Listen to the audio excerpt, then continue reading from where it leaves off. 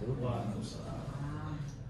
Kami dari kelompok 2 mata kuliah Bank Lembaga Keuangan lain. Di sini kami mendapat tugas wawancara yang mengenai anjak piutang atau factoring. Kebetulan di sini kami mendapatkan wawancara dari PT Aditama Finance. Perkenalkan, sebelumnya nama saya Muhammad Lutfi Ramadan Belantoro. Saya Fahri Musa Fadilah. Saya Givardi Haki. Saya Arya Busi Nugraha. Kami dari mahasiswa UIN Syarif Hidayatullah Jakarta yang berlokasi di Ciputat.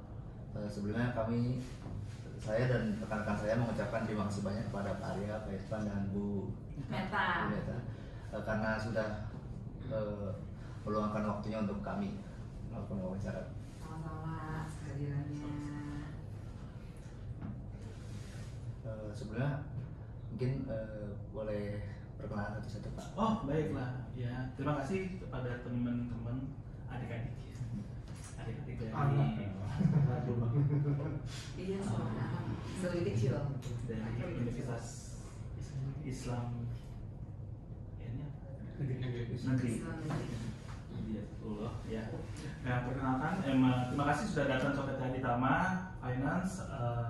Aditama Finance itu sebuah perusahaan pembiayaan yang bergerak di bidang pembiayaan produktif, khususnya ya ada juga produk kami anjak piutang yang memang sudah terdaftar di OJK.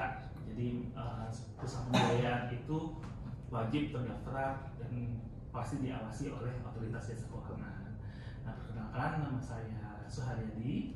Saya dari bagian business development.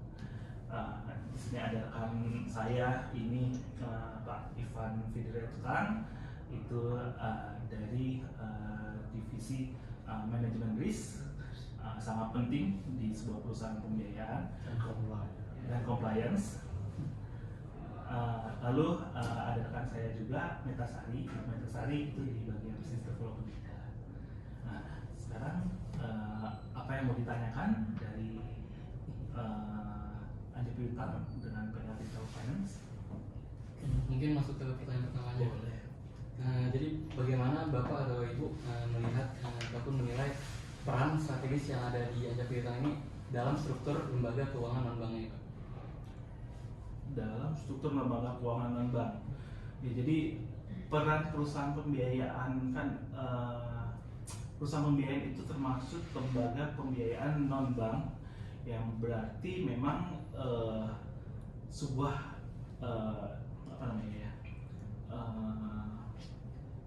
institusi di luar bank yang dapat memberikan pembiayaan kepada masyarakat gitu. Nah, kami melihatnya ya karena memang ini suatu opsi bagi masyarakat yang tidak ada beberapa masyarakat yang tidak dapat melakukan pembiayaan di bank gitu. Misalnya kayak UMKM yang baru, yang startup, atau yang pokoknya yang tidak eligible di bank, itu bisa ke lembaga keuangan non bank. Salah satunya bersama itu pemilihannya itu. Oke, baik Pak, untuk mungkin pertanyaan yang kedua, dalam praktiknya ini pada kondisi seperti apa kayak layanan anjak piutang dinilai lebih efektif dibandingkan kredit perbankan, Pak? Ditinjau dari aspek manajemen risiko, kecepatan pencairan dana, serta fleksibilitas pelayanannya, Pak. Fleksibilitas pembiayaannya, Pak. Fleksibilitas pembiayaannya mau dibantu? Iya. Oh, sorry. Pertanyaan apa? Dalam praktiknya ini pada kondisi seperti apa layanan anjak piutang itu dinilai lebih efektif dibandingkan kredit perbankan?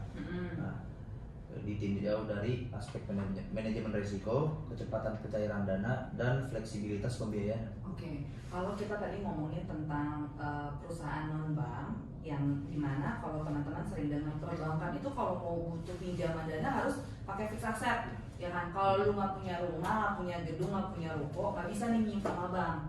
Nah sedangkan yang namanya UMKM kan kebutuhannya mereka mungkin dia belum sebesar mereka-mereka yang punya fixed asset. Jadi kalau ditanyain tadi poinnya Pak Arya bilang apakah efektif, apakah bisa lebih bermanfaat lah istilahnya gitu ya. Ya pasti kepake banget nih sama teman-teman di UMKM yang emang punya kebutuhan di poin di sana karena mereka nggak punya fixed asset. Jadi kita bagian perusahaan pembiayaan itu merupakan salah satu alternatif yang ada selain bank yang bisa mereka lakukan untuk kegiatan mengolah keuangannya mereka. Nah, tadi ditanyain terkait poinnya apa tadi? Manajemen Manajemen. risiko, Nah. kecepatan pencairan dana sama fleksibilitas pembiayaan. Oke, aku sambil nyatet ya karena aku sukanya ini takutnya nggak ini. Sebentar. Menurut pengalaman seperti apa pembiayaan aja piutang lebih efektif dibandingkan gitu kan, lebih efektif dibandingkan. Nah tadi kalau disambungkan sama yang mereka-mereka yang nggak punya fixed asset ya kan, mereka tuh punyanya misalnya tadi tagihan invoice. Nah mereka bisa tuh menjaminkan tagihan invoice ini untuk mendapatkan proses dana lebih cepat cair. Jadi kalau misalnya kalian melakukan transaksi, aku pakai contoh boleh ya? Kalau contoh, kalau misalnya transaksi, misalnya saya nih jual barang sama Arya gitu ya. Arya bilang, saya pesan Arya saya pesen ya pengiriman barang ini misalnya dari Jakarta ke Bandung, nominalnya bisa 500.000 gitu ya. Atau misalkan punya truk deh, Arya punya truk nih ya. Arya punya truk, saya bilang saya mau kirim barang nih ya. Pakai truk kamu ya, 3 truk gitu kan. Kata Arya, oke bu, satu perjalanan 100 juta misalnya gitu ya. Wisman, kan? Biar diaminin ya Pak. Nah, terus saya bilang, oke, saya setuju gitu. Nah, tapi saya tempo nih sama Arya. Nggak bisa nih kalau saya pergi besoknya saya bayar. Gitu ya, boleh nggak kasih tempo? Boleh ya, alhamdulillah. Berarti saya dapat tempo, ya kan? Misalnya temponya 30 hari, ya kan? Tapi si Arya kan harus bayar uang bensin, bayar karyawannya, gajian misalnya, atau misalnya buat bayar tol gitu kan, pakai biaya gitu. Kalau bentukan kayak saya banyak itu ya yang minta jasanya Arya kelimpungan nih. Aduh, cash flow saya gimana gitu kan? Cash flow saya gimana buat bayar bensin, bayar listrik gitu kan. Nah, sedangkan temponya harus 30 hari. Nah, Arya nggak punya nih fixed asset. Dia cuma punya truk istilahnya kayak gitu. Bisa nggak ya gitu kan? Nah, anjak piutang inilah dari invoice-nya saya dia pakai untuk istilahnya dapat dana lebih cepat dari 30 hari jadinya lebih cepat. Nah, tadi kalau saya efektivitas ya pasti efektivitasnya ada karena Arya nggak perlu nih gadein dulu rumahnya buat cairin invoice-nya dia. Secara efektif ada, fleksibel ya pasti ada, tapi memang secara resiko dibandingin sama bank, perusahaan pembiayaan resikonya lebih besar gitu. Jadi ya.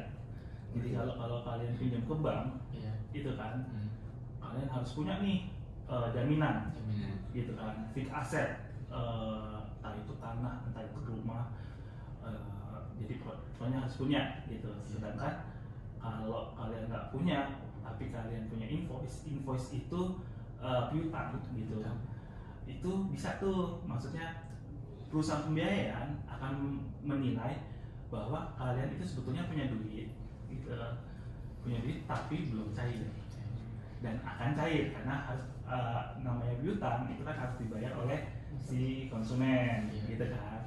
Nah, si invoice-nya itu, si surat utangnya itu, surat piutangnya itu bisa tuh dijadikan pegangan, dijadikan underlying bagi perusahaan pembiayaan. Oh ya, kalian bisa bayar, tapi nanti ya udah saya bayarin dulu sekarang.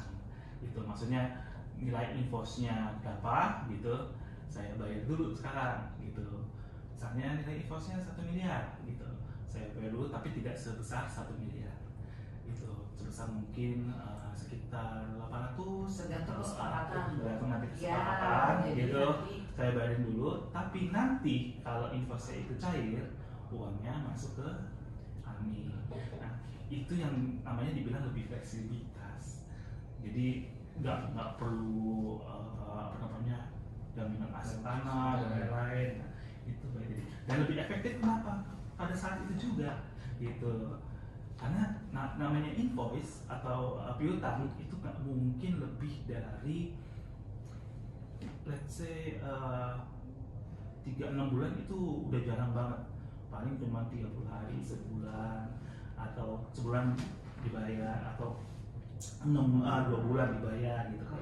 Tapi kan namanya sebagai pengusaha biasanya butuh namanya tuh yang tadi beli bensin, beli ini kan butuh duit untuk operasional duluan gitu.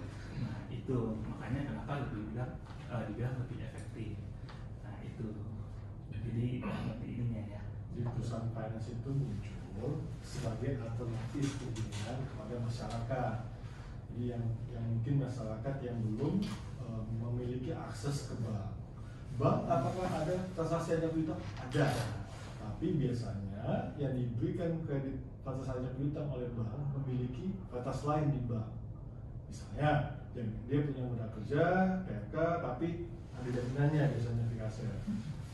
Jadi multi finance ini muncul sebagai alternatif pembiayaan selain bank kepada masyarakat. Jadi masyarakat yang tidak kenal bank bisa masuk ke multi finance, atau masyarakat yang tidak memenuhi appetite-nya bank, dia bisa masuk ke multi finance. Appetite multi finance memandang debitur lebih apa ya? Lebih moderat dibandingkan bank. Kalau bank terkenal dengan konservatif. Lu mesti punya usaha yang berapa lama, jaminannya apa, itu hitungan bank. Sedangkan multi finance dia akan berbeda sedikit, yang penting adalah asetnya, bukan asetnya, objek finance-nya. Dari segi manajemen risiko gimana multi finance lihat? Multi finance tanpa ada jaminan fikasa nih, cuma mengandalkan invoice. Manajemen risiko mandang gimana? Ya, kita mandang siapa yang punya utang ini.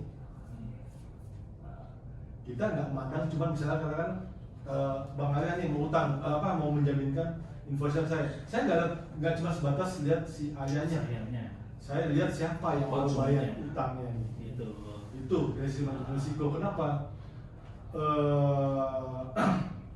Kalau konsumennya Bapak Arya ini default atau nggak bisa bayar utang, ya akibatnya ke kita enggak kan? Jadi intinya konsumennya Bang Arya bayar, baru Bang Arya bisa bayar ke saya, bisa melunasi lah utangnya. Itu yang dibilang lebih apa ya, lebih fleksibel dan prosesnya lebih cepat. Kenapa? Pasti kan lebih cepat. Kalau kita ngajukan KPR kredit mobil kredit mobil lebih cepat. KPR bisa ada jaminan tanah, kamu bisa ada appraisalnya, itu bisa makan waktu paling cepat 2 bulan.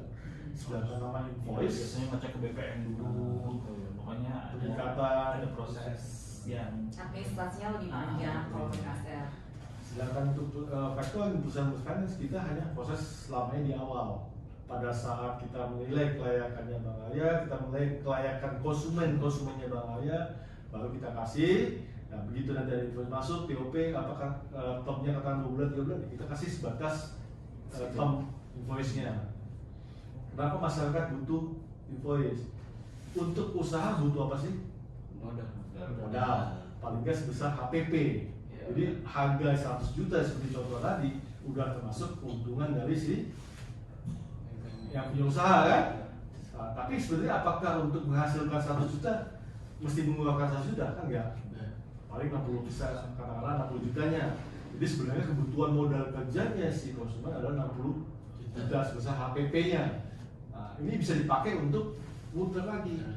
Jadi kalau saya punya uang 60 juta, saya cuma punya satu konsumen. Dia bayarnya lama 2 bulan. Udah sama 2 bulan saya nganggur. Karena diutang, saya jaminkan ke Bang Arya, bank ke saya jaminkan, dapat saya 60 juta ini saya bisa putar lagi. Utang lagi dia, ini belum bayar, masih utang. Invoice-nya saya jaminkan lagi. Nah itu, jadi berikat jadinya. Jadi ada multiple efeknya di ekonomi. Tapi kalau untuk besaran yang akan dibayar si factoring ke kliennya ini, ketentuannya gimana ya Pak? Tentunya ada, kalau kita namanya kasih uang di depan, tentu pasti ada potongan. Misalnya kalau di teorinya adalah utangnya 100 juta, kita bayar di depan ada namanya diskonto. Jadi kita bayar karena nilai utangnya hanya sebesar 90 juta. Di multi finance nggak seperti itu. Kita nggak jual beli invoice secara murni. Kalau kita lebih abu-abu karena jadi ke pembiayaan invoice. Kenapa bisa terjadi hal ini di praktik masyarakat? Belum ada regulasi yang secara khusus mengatur tentang factoring. Factoring dari sisi ekonomi pengertiannya adalah jual beli putus. Tapi karena multi finance masuk ke ranah abu-abu, maksudnya untuk memudahkan juga Karena kita kalau jual beli putus nggak mau, kenapa? Karena kita mesti nagih sendiri. Kan ada running cost, ada dengan jaminan pembeli, ada dengan jaminan konsumen atau dengan without cost tanpa jaminan. Jadi intinya kita kalau with cost itu kita anggap sebagai ya mungkin pembiayaan invoice ya namanya ya. Jadi kalau kita namanya ada imbal jasanya, bukan potong, bukan diskonto namanya. Kalau di multi finance kita nama imbal jasa. Sebagai imbal jasa atas apa? Atas kita kasih duit, kasih uang, kita anggap sebagai pinjaman. Tapi nanti yang lagi siapa? Ya tetap kamu, karena with cost, kamu yang jamin nih utangnya bahwa si Alia bakal bayar kamu. Jadi yang sebagai penagih juga tetap perusahaan Iya. bayar. Kita perusahaan. Kenapa? Kita perusahaan pembiayaan, bukan perusahaan penagih utang. Iya. Beda. Kalau kayak saya tadi, ada tetap nagih sama saya. Bu, ini udah jatuh tempo nih Bu, gitu. Pas dia bayar, udah dia baru istilahnya baru lunas. Makanya tadi Pak Ivan bilang ada pemutaran kan, reaksi atas pemutaran modal kerjanya dia agar tetap bisa berjalan. Secara teori, yang punya utang mesti tahu bahwa utangnya sudah dialihkan. Nah, jadi pada saat dia bayar ke Meta, dia mesti kasih tahu, Pak Ivan, nih gue mau bayar Meta nih, udah Meta mesti wajib bayar ke saya, atau bisa juga dari pakai rekening bersama yang ada langsung bayar ke saya. Iya. Nah, jadi sisanya nggak usah bayar ke bank. Jangan sekarang itu, karena kan nggak full 100% dibiayain kan. Karena untuk mencari keuntungan juga gitu. Iya, cuma berarti karena nilai investasi 1 miliar, terus misalnya tadi Pak Ivan ngasihnya cuma 700 juta, terus 300 jutanya buat Pak Ivan juga, nah itu biasanya dibagiin ke si apa namanya konsumennya, jadi ke peminatnya, ke areanya. Nah, dengan konsumen area yang minjem Pak Ivan, nah berarti nanti Bu Meta bayar 1 miliar. 700-nya ke Pak Ivan, 300-nya ke dia. 300 setelah dipotong imbal jasanya. Nah, kan kalau kita ngomong future value nilai uang kan berbeda kan? Iya, benar. Kita terima duit sekarang sama terima duit 20 bulan lagi beda. Iya. Tuh, imbal jasa itu kayak lama. Iya. Tuh, jadi nanti keuntungan dari Pak Ivan dari mana? Dari itu. Dari bunganya. Dari imbal jasanya. Konsumen dirugikan karena bunga? Tidak. Kenapa? Karena terima uangnya sekarang. Terima uang sekarang bisa muter, bisa dari satu konsumen bisa dapat 5 konsumen dalam satu periode. Itu keuntungan dari masyarakat usaha UMKM. Jadi bisa dengan adanya factoring ini bisa memperbesar skala usaha dari si UMKM. Coba jadi pengusaha deh. Kayaknya saya sudah menjawab 2 atau 3 pertanyaan sekaligus. Ada. Nanya lagi.